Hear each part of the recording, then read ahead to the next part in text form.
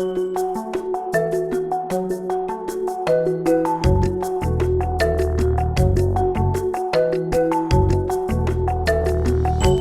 numéro 5 de la JLMB est consacré aux droits des médias et particulièrement à la matière de la liberté d'expression. Il s'ouvre par un arrêt de la Cour européenne des droits de l'homme du 29 mars 2016. De quoi s'agissait-il? Un chauffard avait foncé dans le public, blessé de nombreuses personnes et en avait tué 3. Il était bien sûr incarcéré. Un journal de Lausanne publie des extraits de certains procès-verbaux de l'instruction, dans lesquels on voit notamment que ce chauffard s'adresse au juge d'instruction pour demander du chocolat, l'autorisation de téléphoner à son frère, de recevoir la liste des avocats vaudois parce qu'il souhaite changer d'avocat. Le tout sous un titre très évocateur, « Il a perdu la boule ». Il est poursuivi et, à l'issue d'une longue procédure, le tribunal fédéral suisse valide sa condamnation à une peine mineure, mais qui met donc sa responsabilité en cause. Il se pourvoit devant la Cour européenne des droits de l'homme, et celle-ci va confirmer la décision de la juridiction suisse de donc censurer, a posteriori, bien sûr, sanctionner, disons, ce journaliste. Un attendu qui figure dans cet arrêt me paraît bien symptomatique de l'équilibre qui doit être préservé. La divulgation, dit la Cour, des procès-verbaux d'audition et celle des lettres adressées par le prévenu au juge d'instruction n'avait apporté un éclairage pertinent pour le débat public et l'intérêt du public relevait en l'espèce, tout au plus, de la satisfaction d'une curiosité malsaine. Un élément important. Un arrêt de la Cour de cassation du 29 avril 2016 et un arrêt de la Cour d'appel de Liège du 4 février 2016 abordent la même question, celle du droit à l'oubli. Une personne qui était condamnée il y a une dizaine d'années a-t-elle la possibilité d'exiger que l'on supprime des archives informatiques d'un journal les articles qui concernaient sa condamnation ou en tout cas qu'on les anonymise? La Cour de cassation et la Cour d'appel de Liège répondent affirmativement, consacrant ainsi une forme de droit à l'oubli dans des conditions telles que celles que je viens de vous résumer. Ensuite, une décision du tribunal de première instance de Namur du 11 octobre 2016. L'espèce se situe dans un conflit familial, des grands-parents sollicitent un droit de visite sur leurs petits-enfants et la maman s'y oppose en prétendant notamment que lorsqu'elle était jeune, elle aurait été victime d'inceste.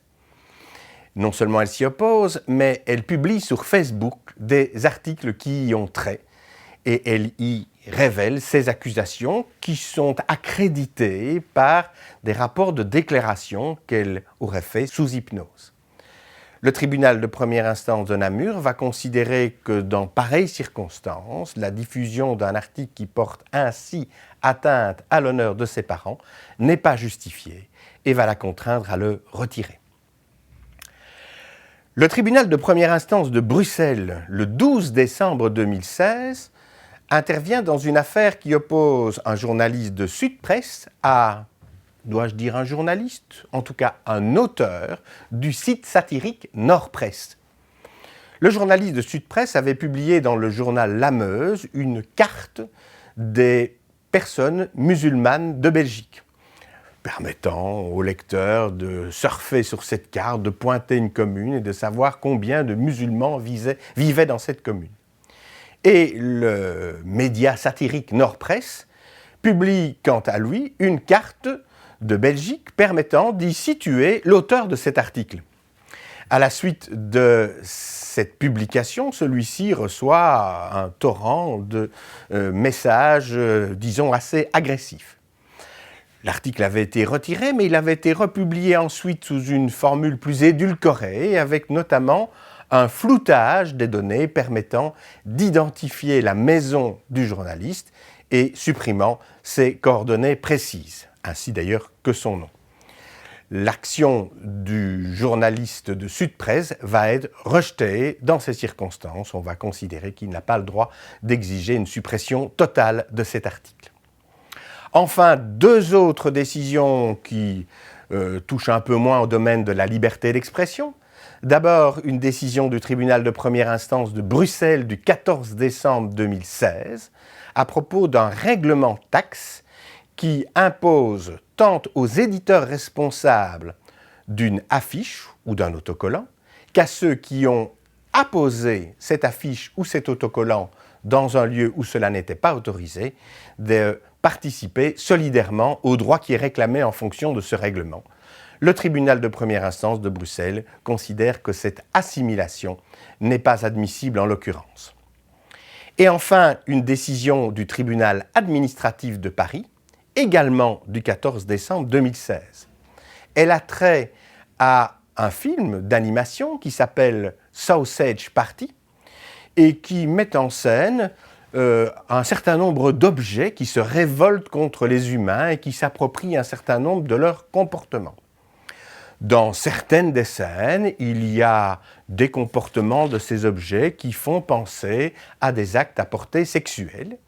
Et il y avait une action qui avait été introduite par différentes associations pour demander la suspension du visa d'exploitation qui avait été accordé à ce film, qui ne faisait que limiter la vision de ce film pour les mineurs de moins de 12 ans. On exigeait une limitation au moins pour les mineurs de moins de 16 ans, ou à tout le moins la publication d'un avertissement. Alors je ne résiste pas au plaisir de vous lire le sommaire de cette décision, qui est, me semble-t-il, assez savoureux. Je le lis. L'aspiration par une poire à lavement du contenu d'une brique de jus de fruits ne peut être interprétée comme évoquant une agression à caractère sexuel que par les spectateurs en capacité de se distancier par rapport à ce qui leur est donné à voir. Les images stylisées de produits en lien avec l'intimité corporelle ou les regards et mouvements de tendresse d'un tacos envers un pain à hot dog ne présentent pas le caractère de scène de sexe. N'est-ce pas merveilleux? Ce numéro a été préparé par François Jongen.